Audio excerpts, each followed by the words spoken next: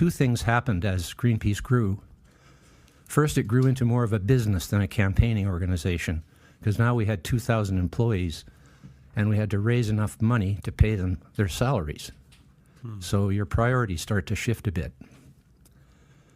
Secondly, Greenpeace decided to describe humans as the enemies of the earth, whereas we had started off with a strong humanitarian vision as well as environmental.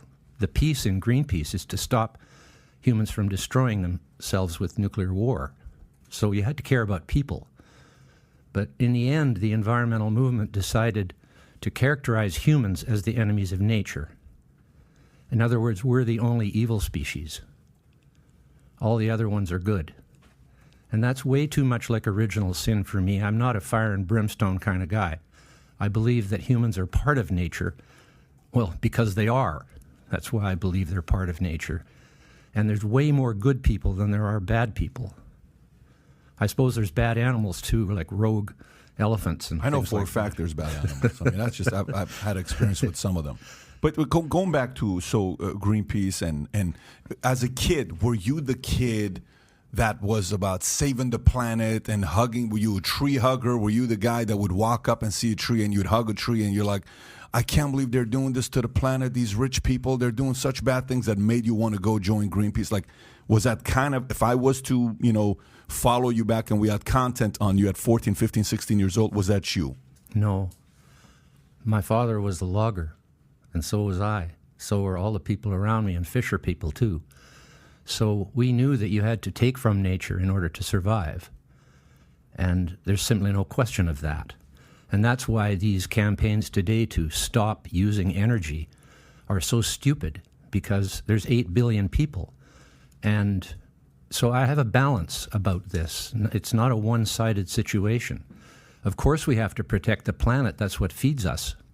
But we also have to keep ourselves alive.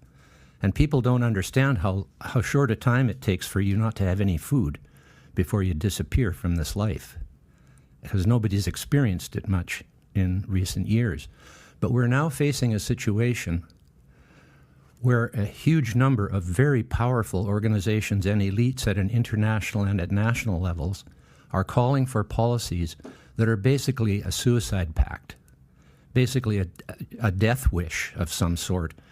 And it's true, they might not want to say it out loud, but there's a lot of people who think there's too many people. And I think that's ridiculous myself.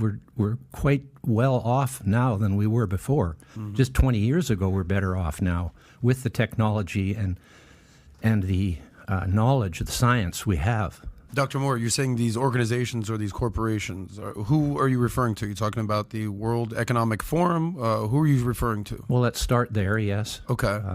So you probably have some choice words for Klaus Schwab, I assume?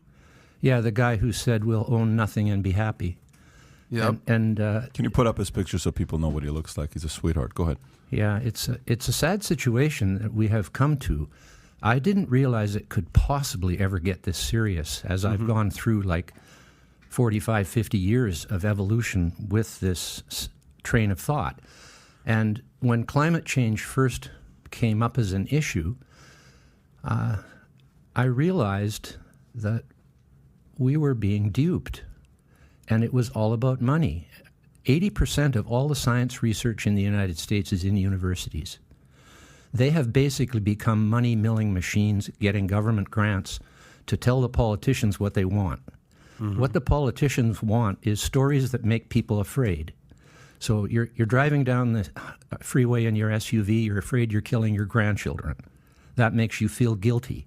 That makes you open your wallet and send a big check to Greenpeace. Mm-hmm. That the politician then exaggerates that in the public. The media exaggerates it. The activists exaggerate it, and the scientists are the silent part of it in a way, because nobody sees the money going from the politicians to the scientists. It goes through bureaucrats at state, city, national, international levels, and that money is meant to create narratives that will scare people, and that make them easier to control.